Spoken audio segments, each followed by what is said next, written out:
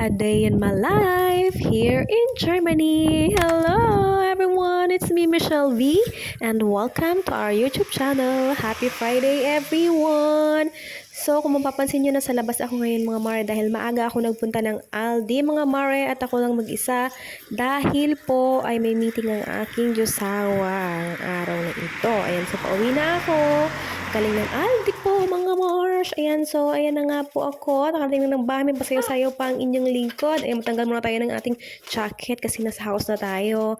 At syempre, ayan, napakita ko sa inyo ang mga pinamili. Syempre, itlog, tinapay, cola, salami, toothpaste, tissue, sausage, banana, peanut, another bread, and what I call it, mayonnaise. And that's it. At this moment in time po ay na po ang ginagawa, preparing the food of my husband. Ayan.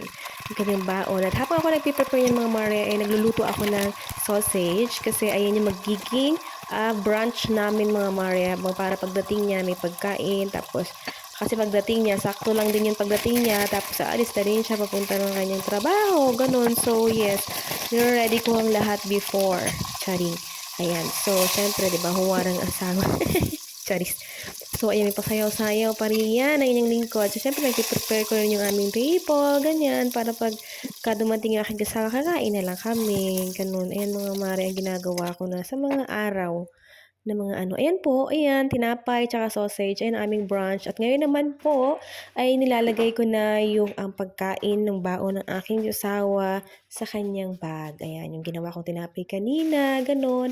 Tapos, ayan, tapos mga mare, ayan, naisip ko na lalagyan ko siya ng saging. So, tumitingin-tingin ako sa labas kasi mga mare ngayon ay maulan. So, ayun na, nalagay ko na mga mare yung pagkain ng aking asawa sa kanyang bag. So, ayan, sasayawan ko kayo ulit. Charin, tan tan tan taran tan tan tan tan tan tan tan tan tan taran tan tan. Charit.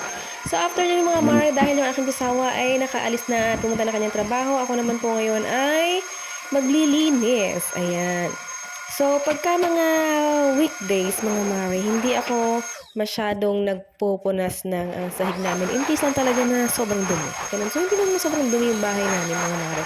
So, ang ginagawa ko dyan, mga mare, is nagba-vacuum ako, ganun. Kasi yung mga laglag ba ng mga breadcrumbs, charis, yung mga ano ng tinapay ba sa sahig, ganun. So, ayoko ng ganun, yung naaapakan mong nagka-crunchy, charis. Siyempre, nag-ayos ako na aming mga sapatos.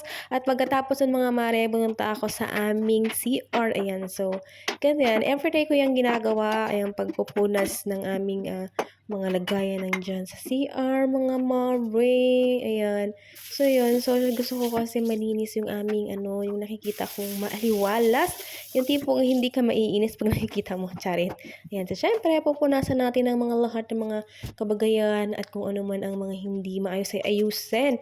Ayan. So, syempre, tatak-tak-tak ko muna tong aming rug na ito dahil babacuumin ko rin dyan kasi mga mare, madami akong hair talagang nalalagulag pagka nagsusuklay at ganun, ko, basta buti na lang talaga maano yung buhok ko, ganun. So, syempre, kailangan rin vacuumin ang lahat ng paligid, mga mare.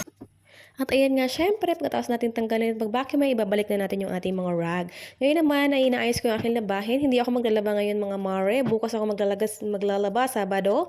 Ayan, so inano ko lang yan. Pinaghiwalay ko lang ang puti sa decolor. Ayan. Konti lang yung labahan ko mga mare. Ayun. So mare, maulan talaga. Malakas ang ulan kanina tapos ang paligid.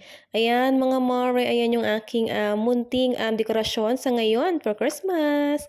At after ko nga mare gawin ng lahat ng aking mga mga gawain dito sa bahay, ay ayan. So, kailangan nating mag-aral. So, nag-aaral ako dyan mga mare, ganyan. Nagsishade-shade ako dyan ng mga kung ano yung masunulat ko. Tapos, ang ginagawa ko mga mare, ay ayan, nagsusulat ako ng halimbawa kung ano yung anong feeling ko ngayong araw. Charis, ang sulat ko dyan mga mare kung ano yung weather ngayon. Tapos, yung mga magandang gawin pagka malamig at maulan, ganon. So, in German. So, yan, sariling sikap ko yan, mali-mali man ang grammar o mali-mali man ang ginagawa ko talaga siya para ma-ano ako, ma-enhance yung aking charit, may gano'n ba ako? Ma-enhance yung brain cells, charish! Habang naghihintay ng, period of schooling, mga more. So ayan, pinakita ko sa inyo, 'di ba? Tapos siyempre ayan, review-review ako ganyan, babasa-basahin ko lahat simula ng alphabet, gano'n. Basta gano'n, kailangan lang kasi talagang mag-ano sa utak at siyempre dahil nga malamig ang panahon, so wait lang magtutulog-tulugan muna tayo, charis. Pero siyempre mahal matutulog talaga ako, gano'n malamig kasi wala naman ako ibang gagawin mga mare after niyan. So ayun, mag-aaral lang talaga ako. Talagang pinu-push ko ang sarili ko kasi siyempre kailangan din talaga 'yun sa buhay mga mare, ganyan. Lalo na pagka iba talaga yung language, so kailangan mo mag-effort para magkaintindihan kayo, gano'n. At siyempre mga mare sa panahon ngayon ay naghahanap ako ng puwede kong mapanood sa TV, ganyan mare ang mga ginagawa ko. Mas okey sa akin yung ganyan, yung nanonood ako ganyan hanggang sa ayun nakahanap ako mga mare. Ito talaga ang gusto kong pinapanood mare, naiintindihan ko talaga, charing. Ayan yung Barbie, charot. Ayan, so ayun pinapanood ko talaga siya ta's na slow kasi yung ano, so naintindihan ko siya ganyan, nagre-retain sa utak ko. At siyempre mga mare, nag-TikTok ako. She was afraid to come out of the locker. She wasn't nervous as she could be. She was afraid to come out of the O, locker. 'di ba? Hindi talaga maiwasang mag-TikTok. Ayan. So, ayun lang. Tapos nanonood after tapos ko na yung ano, yung Barbie na yun. Tapos dito tayo kay Garfield. Ayan. So, yun lang. Ginagawa ko yan to enhance my German. Ganon. So, ito lang yung araw ko ngayon. Mga Mara, ito yung mostly everyday, ganyan. So, yun lang. Wala na ako yung masyadong gagawin. So, maghihintay na lang ako sa aking asawa. Maraming salamat sa panonood. At always smile!